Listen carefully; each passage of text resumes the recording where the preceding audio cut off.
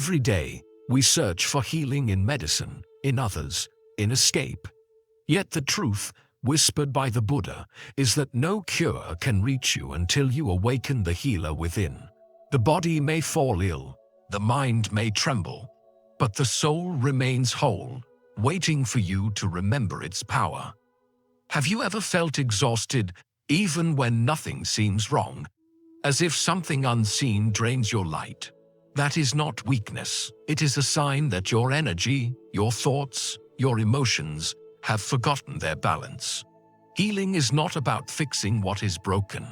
It is about returning to what has always been whole.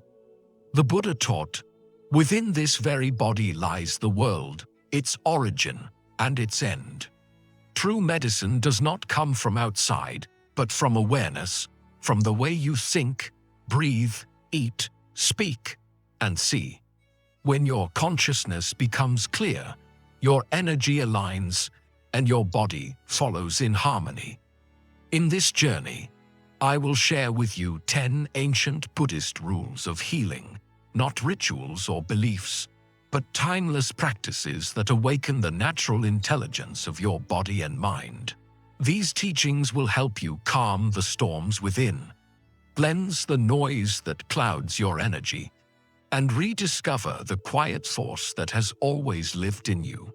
Stay with me, because what you're about to discover is not how to escape pain, but how to let it transform you. Healing is not a miracle that comes from somewhere else. It is a homecoming, and that home has always been within you. Part 1. Heal with truth. You cannot heal what you refuse to see. There is a quiet power that begins every true healing, the power of honesty. Not the kind of honesty that exposes others, but the kind that gently uncovers yourself. The Buddha once said, 3 things cannot be long hidden: the sun, the moon, and the truth. When you turn away from your own truth, the soul begins to fracture. The body whispers first through fatigue, then through pain, and finally through silence. But when you dare to look directly at what hurts, without judgment, without disguise, that very gaze becomes medicine. Imagine a monk standing by the river at dawn. His reflection trembles on the water's surface.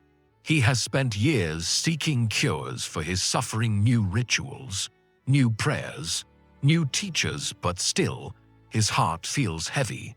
One morning, as the mist curls above the stream, an elder approaches and asks softly, "What are you running from, my child?" The monk lowers his eyes and answers, "From my own pain." The elder smiles. "Then turn around and face it. That is where the healing begins. When you deny your sadness, it hides in the muscles. When you pretend you are fine, it sinks into the breath. When you smile to please the world while your heart trembles in silence, your energy begins to scatter. Denial is like holding a wound under a layer of silk. It may look clean, but it festers underneath. Awareness, by contrast, is like sunlight. It may sting at first, but it purifies everything it touches. To heal with truth is to sit with yourself and whisper, "This is what I feel. This is what is." It is not punishment. It is liberation. Honesty does not wound you. It frees you from the illusion of control. You begin to see that your suffering was never your enemy. It was your teacher in disguise. The moment you stop defending the pain and simply listen, it starts to speak softly, clearly, with wisdom older than words. Take a breath now. Close your eyes. Ask yourself, what truths have I been avoiding? Perhaps it is the fear of being unloved. Perhaps it is the grief you never allowed to breathe. Perhaps it is the fatigue of always pretending to be strong. Whatever arises, greet it as a long-lost friend. Hold it in compassion.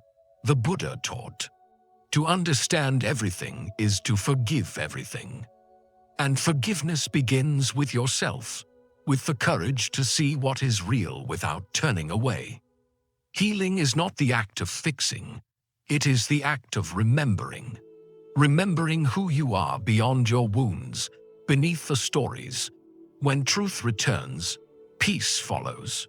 Because truth, like light, needs no defense. It only needs space to shine. So be honest, deeply and tenderly. Do not hide from your heart. You cannot heal what you refuse to see. But once you dare to see it, the healing has already begun. Part 2. Do not feed toxic thoughts. The mind is a garden, and what you water grows. Every thought you hold is a seed. Some carry the fragrance of peace. Others bloom into thorns that wound you from within.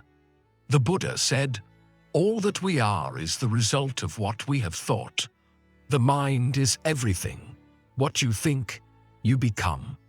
Yet most people walk through life scattering seeds without awareness. Seeds of fear, resentment, comparison, judgment. They wonder why the garden of their mind grows wild with sorrow. Once, a young monk came to his teacher, exhausted by his own restlessness. "Master," he said, "I meditate, I pray. Yet my mind keeps growing weeds. Thoughts of anger, doubt, and envy return every day." The master led him to the monastery garden, where two small plots of soil lay side by side. In one, bright lotus flowers glowed under the sun. In the other, thorny vines twisted across dry ground. Both began the same, the master said, a handful of earth. But one was watered daily with attention, the other left to chance. Which one have you been watering? Our thoughts are no different. The mind is not your enemy, it is fertile ground. What you plant in it, consciously or not, will one day become your world. If you feed the fear, it multiplies. If you feed resentment, it poisons your peace. But if you feed gratitude, compassion, and trust, your inner landscape transforms into a sanctuary. The first step is awareness. Watch your thoughts as you would watch clouds drifting across the sky without clinging, without judging. Some will be dark and heavy, promising rain. Others light and fleeting. Do not try to chase them away. Simply recognize, this is anger, this is worry, this is desire. When you name them gently, they lose their grip. The Buddha compared thoughts to passing travelers. They come, they stay for a while, and then they leave. It is only when you offer them tea, build them a house, and call them mine, that they take root. Imagine waking each morning and choosing what to water. Do you water irritation by revisiting an old argument? Do you water fear by predicting tomorrow's pain? Or do you water stillness by taking one conscious breath and saying, "May I be at peace. May all beings be at peace"? Every thought carries a vibration, and that vibration shapes your body, your energy, your destiny. To heal, you must become the gardener of your mind. Pull the weeds of bitterness with patience. Plant kindness not as an obligation, but as nourishment. And when a storm of negativity passes through, remember, the soil of awareness is stronger than the rain. As you breathe now, feel the mind quieting, the heart softening. Let this affirmation root deeply. I choose thoughts that heal. I water seeds of peace. Because healing is not only about curing the body, it is about tending to the garden within, until your very thoughts become flowers. Part 3. Let go of the past. Release resentment and return to peace. The past is a teacher, not a prison. Yet so many walk through life dragging chains of old pain, unaware that the lock has always been open. The Buddha once said, "Holding on to anger is like grasping a hot coal with the intent of throwing it at someone else. You are the one who gets burned." Every memory you refuse to release becomes that coal, glowing quietly in your chest, keeping you warm with bitterness, but far from peace. There is a story told in the monasteries of the East. Two monks were traveling through a forest when they came upon a river. A woman stood by the edge, unable to cross. The elder monk, without hesitation, carried her on his back to the other side. The woman thanked him and went on her way. The younger monk, however, was disturbed. Hours later, he could no longer contain his frustration. "Brother," he said, "you broke the rule. We are forbidden to touch a woman." The elder smiled gently, replying, "I set her down hours ago. Why are you still carrying her?" That is how most of us live, carrying people, words, and wounds that should have been left by the river long ago. We replay conversations, reopen scars, and feed stories that no longer serve us. But healing cannot enter a heart that clings to old pain. When you hold resentment, your energy becomes trapped in the past, unable to flow into the present moment where life actually exists. Letting go is not forgetting. It is understanding.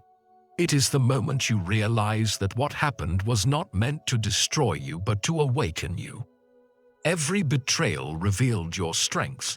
Every loss deepened your compassion. Every ending was a hidden beginning in disguise. The Buddha taught, "Whatever has the nature to arise will also pass away." Even suffering obeys this truth. It only remains because we keep reviving it with our thoughts. So, pause for a moment. Take a deep breath. Ask yourself, what weight am I still carrying? Whose voice echoes in my mind long after they have gone? What story am I repeating that keeps me bound to yesterday? As you breathe out, imagine releasing those memories like autumn leaves falling into a stream. Watch them drift away, neither resisting nor clinging. You don't need to fix the past. You only need to stop feeding it. In that stillness, forgiveness begins to bloom not as approval, but as freedom. Forgiveness does not change what happened. It changes your relationship to it.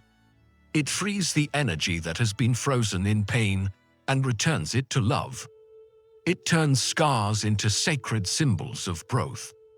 To let go is to honor yourself. It is to whisper to your heart, "You are safe now. You can rest." And when the past finally loosens its grip, you will find something miraculous waiting beneath it: silence, space, and peace. Let the river of life carry what no longer belongs to you, and walk forward. Light 3. Awake. Part 4. Guard the gates of the senses. Choose what enters your mind as carefully as you choose food for the soul. The Buddha taught, "The senses, when untamed, drag the mind like wild horses. But when guided by awareness, they become the path to liberation." Every sound you hear, every image you see, every word you read becomes nourishment for the mind. Yet we are often more careful about what we eat than what we allow to touch our consciousness. We filter our food for health, but feed our soul with noise, conflict, and distraction, and then wonder why our peace becomes so fragile.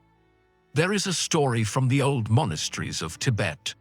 A young monk asked his master, "Why does my meditation feel restless, even when I sit in silence?" The master led him to a crystal-clear pond. As they watched, a traveler passed by and threw a handful of dirt into the water. The reflection of the sky vanished instantly. "That," the master said, "is what happens when you let unguarded impressions enter your mind. The pond is your awareness. The dirt is the world's noise. Guard your waters." Every day, countless impressions knock on the doors of your senses. The glow of a screen, the tone of a stranger, the conversation that lingers long after it ends. Each leaves an imprint. The mind absorbs what the eyes consume. what the ears receive, what the tongue repeats. If you feed it chaos, it will echo chaos. If you feed it beauty, silence and truth, it will echo harmony. The Buddha compared the mind to a charioteer. When the senses obey awareness, the path becomes smooth. When they run wild, the chariot crashes. Guarding your senses is not about isolation. It is about discernment. Just as a gardener chooses the right balance of sunlight and shade, you can choose what kind of energy you invite in. Spend time in nature, where the eyes rest on calm colors and the ears receive the sound of the wind. Listen to words that uplift rather than agitate. Watch what reminds you of goodness.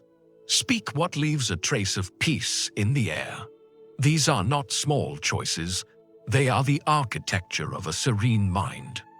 Try this simple practice. Before opening your phone, take one conscious breath and ask, will this nourish or drain my spirit? Before speaking, pause and ask, will this sound create harmony or noise? The moment you begin to ask, awareness has already entered the room, and awareness itself is protection. In a world that feeds on overstimulation, guarding the senses becomes an act of rebellion, a quiet declaration that your peace is sacred. When you learn to filter what enters through your eyes, ears, and words, you begin to taste life more deeply.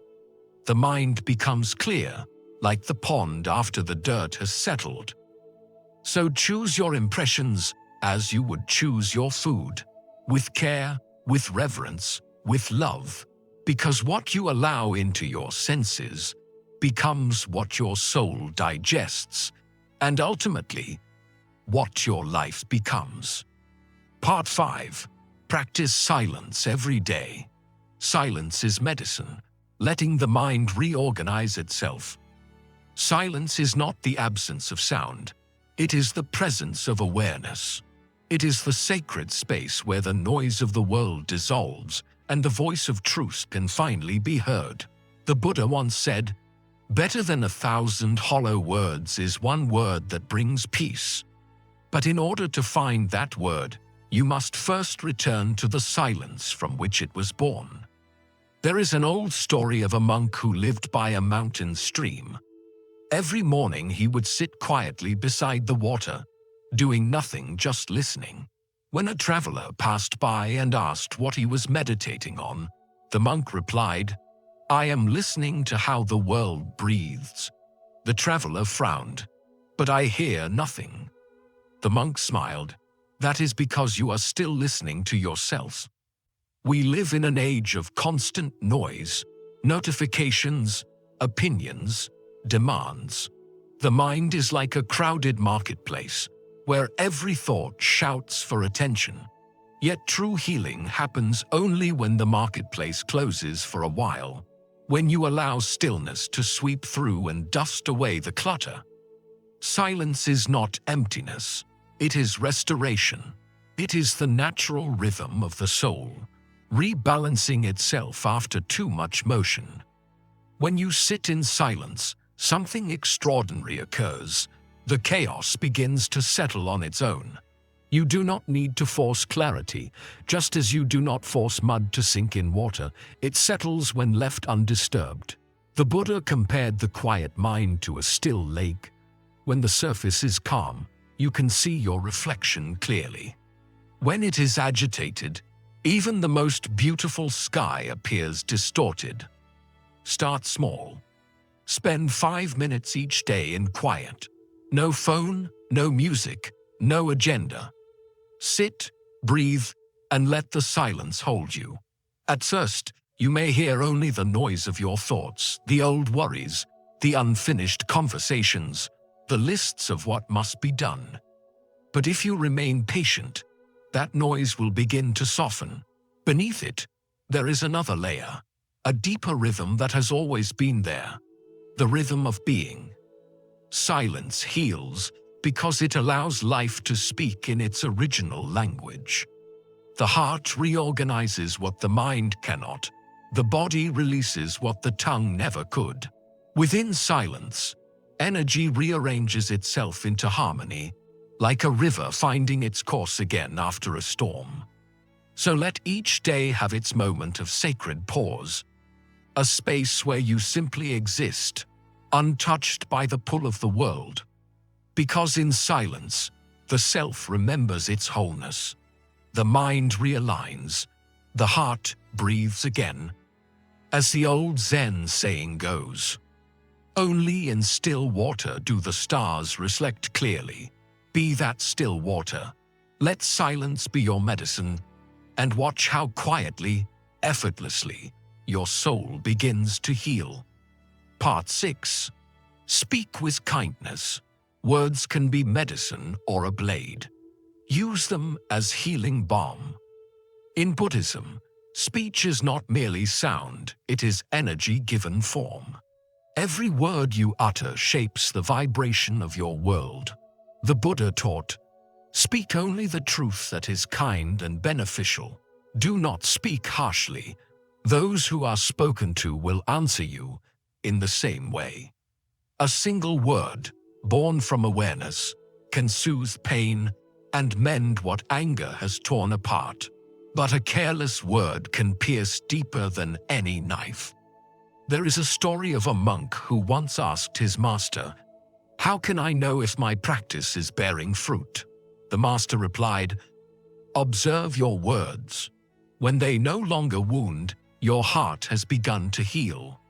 For words are reflections of the mind. A peaceful heart speaks peace. A restless one spreads noise. Imagine your voice as a river. When the water is clear, it nourishes everything it touches. When it is polluted, it poisons the same ground it tries to sustain.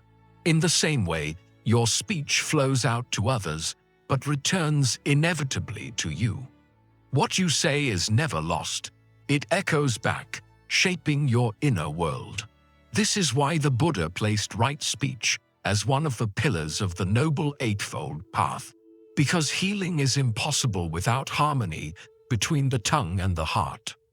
Before you speak, pause for a breath. Ask gently, is it true? Is it necessary? Is it kind? If it passes through these gates, let it flow. If not, let silence carry the message instead. For sometimes, silence itself is the kindest word. There was once a village healer known not for his herbs, but for his words. People said that when he spoke, pain seemed to fade. One day, a traveler asked him, "What secret do you hide in your voice?" The healer smiled and said, "I never speak from my wounds. I speak from my scars." His words came not from reaction, but from realization, from places that had already been transformed by compassion. You too hold that power. Every word can either deepen the wound or close it. Speak softly to yourself when you fall short. Speak gently to those who stumble beside you. When your speech becomes mindful, your presence becomes healing. The world already has enough noise, enough judgment, enough sharp tongues slicing through fragile hearts. Be different. Let your words be a balm. Let them taste of patience, sound of clarity, and carry the fragrance of understanding. Remember, the voice is an instrument of karma. What it sends out, it will one day receive. Use it as a blessing, not a weapon. As you breathe now, imagine your words as light, warm, golden, circling through your body, softening every harsh edge within you before it touches another. Speak as if every syllable were a seed of peace. Because in truth, every kind word you give away is one more step toward healing yourself. Part 7. Eat with mindfulness. It's not just what you eat, but the state of mind you eat with. In the Buddhist path, even the simplest act like eating can become a doorway to awakening. The Buddha taught, when you eat, just eat. When you drink, just drink. To eat with mindfulness is to return to the sacredness of the present moment, where nourishment is not only for the body, but for the soul. Food is not merely matter. It is energy, sunlight, soil, and the kindness of countless beings woven into one silent offering. There is a story of a young monk who was known for rushing through his meals.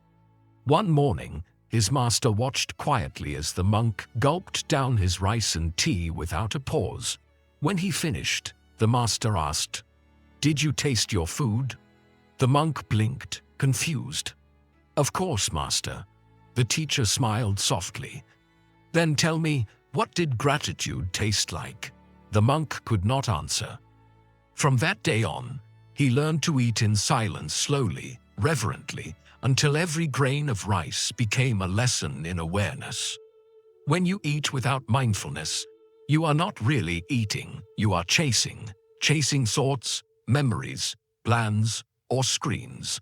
The body is full, but the heart remains hungry. But when you bring presence to each bite, you begin to taste life itself. You feel the warmth of the soup, the crispness of the fruit, the quiet labor of the earth and hands that prepared it. Each flavor becomes a prayer. Thank you, soil. Thank you, rain. Thank you, time. The Buddha reminded his disciples that awareness transforms the ordinary into the sacred. Eating mindfully means to recognize the interconnection of all things. The rice you eat once danced in the wind as golden stalks. The water you drink once fell as rain over distant mountains. The fruit you hold carries the sun's memory. When you see this, your meal becomes an act of communion with life itself. Try this practice. Before your next meal, take one breath of gratitude. Look at your food, not as an object, but as a miracle of life. Eat slowly, without hurry. Feel the texture, the taste, the sensation of nourishment. Chew as if each bite were a note in a quiet song of appreciation. And when you swallow, imagine the energy of the food spreading through your body, softly healing, gently awakening, silently thanking you for your attention. Mindful eating heals because it restores harmony between body and consciousness. It reminds you that sustenance is not separate from spirit. The pace of your chewing becomes the rhythm of your breathing, and the calm of your breath becomes the calm of your mind. As Thich Nhat Hanh wrote, "When we eat with mindfulness, the Holy Spirit is in the bread. So let your table be your temple. Let your meal be your meditation." Because healing begins not when you change what you eat, but when you change the way you receive it, with gratitude, with stillness, and with love. Part 8. Do not bury your emotions. Transform them. Observe, breathe, write, cry, let the energy flow. In the stillness of Buddhist wisdom, emotions are not enemies. They are messengers. The Buddha taught, what we resist persists, what we embrace transforms. When you bury your emotions, you do not silence them, you imprison them within your body. They wait in the shadows of your chest and your breast, shaping your energy, whispering through your fatigue, your pain, your sleepless nights. To heal, you must not suppress the storm. You must learn to dance within its rain. There was once a monk who feared his own anger. He believed that being spiritual meant being calm all the time. But his teacher saw through the quiet tension in his smile. One morning, the master handed him a bowl of water and said, "Hold this without spilling a drop." The monk tried, but his hands trembled until water overflowed. The master nodded. You see, holding emotion without expression is like trying to hold still water forever. It will always spill, one way or another. Let it move, and it will find peace on its own. Emotions are rivers. They were never meant to be dammed. Anger, sadness, fear, they are energies seeking motion, seeking understanding. When you trap them, they stagnate. When you meet them with awareness, they cleanse. The Buddha compared the mind to a vast sky. Clouds of emotion may pass through, but the sky itself remains untouched. You are not your storm. You are the space that allows it to pass. When sorrow arises, breathe with it. When anger burns, write it down. When grief overflows, let it fall through your tears. Expression is not weakness, it is release. Every emotion, when witnessed with compassion, begins to soften. The heat of anger turns into clarity. The heaviness of sadness turns into tenderness. The trembling of fear turns into courage. You can practice this gently. When a strong feeling arises, do not rush to fix or label it. Sit in silence. Feel where it lives in your body, the chest, the throat, the stomach. Place your hand there. Breathe slowly and whisper inwardly, "I see you." That simple act of acknowledgement is the beginning of transformation. In Buddhist monasteries, monks sweep the temple floor every morning, not because it is dirty, but because it is a ritual of cleansing energy. When you face your emotions, you are sweeping your own temple, allowing old dust to rise and sunlight to enter. To feel is human. To understand what you feel is awakening. When you allow the energy to flow through breath, through writing, through tears, you are not breaking down, you are opening up. So do not fear your emotions. They are not signs of failure. They are invitations to return home to yourself.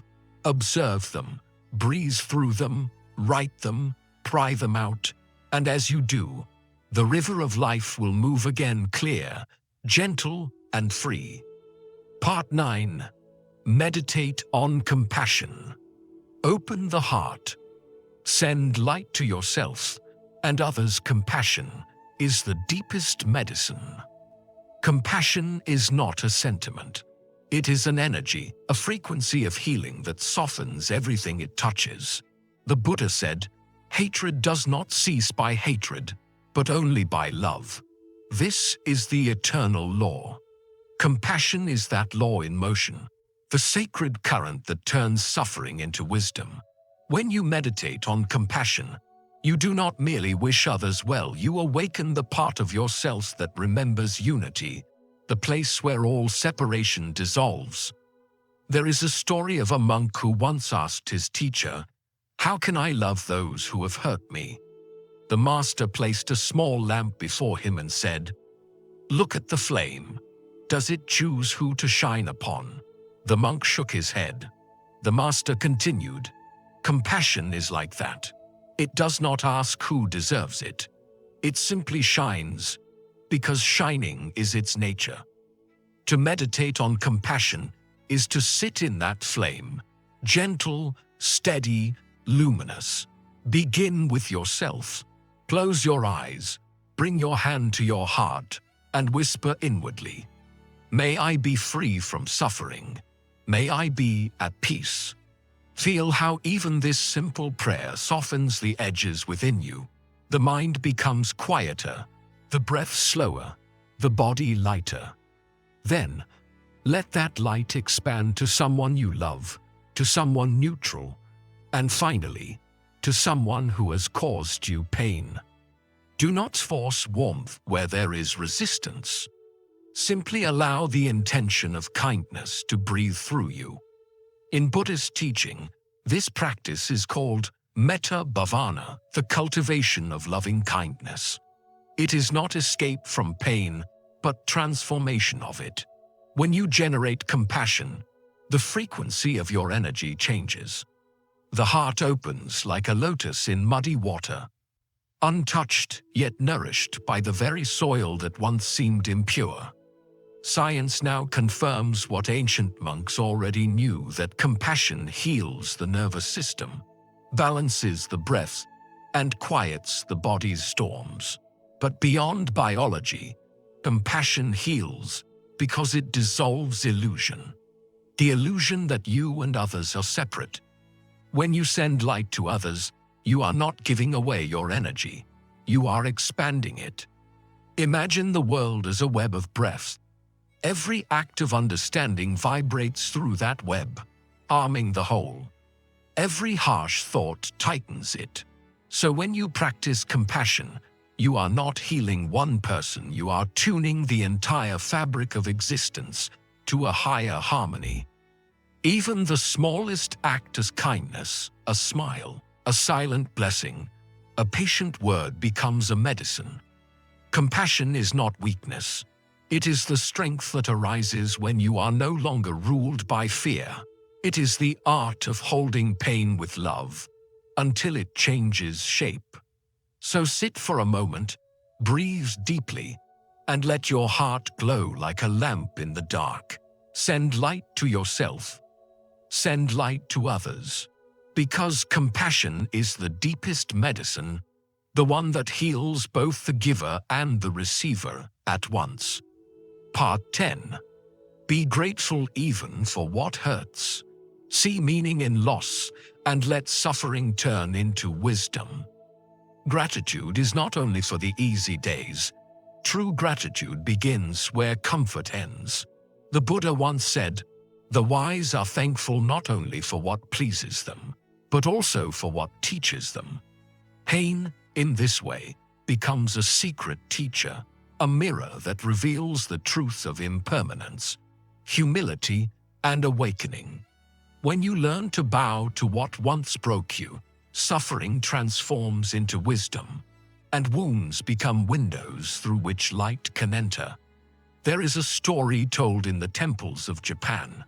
A young monk lost everything in a great fire: his scrolls, his robes, his home. He wept before his teacher, crying, "All I've worked for is gone." The old master looked at the glowing embers and replied gently, "Look, the night is so beautiful without the walls." In that moment, the monk understood, sometimes life burns what you cling to, not to punish you, but to free you. When gratitude enters pain, something sacred shifts. The heart stops asking, "Why me?" and begins to whisper, "What is this showing me?" Loss teaches you what cannot be lost. Failure teaches you what truly matters. Betrayal teaches you where to place your trust, not in certainty, but in your own stillness. Every ache hides a lesson. Every ending hides an invitation to see differently. The Buddha compared suffering to the plowing of soil, harsh and disruptive, yet necessary for growth. Without the breaking, the seeds of insight could never touch the light. Gratitude is that moment when you realize the soil of your pain has been preparing the ground for awakening all along. Try this reflection. Recall a difficult chapter of your life. Instead of turning away, breathe into it. Ask softly, "What did this experience awaken in me that peace alone never could?" Perhaps it taught you compassion for others' pain. Perhaps it revealed your strengths.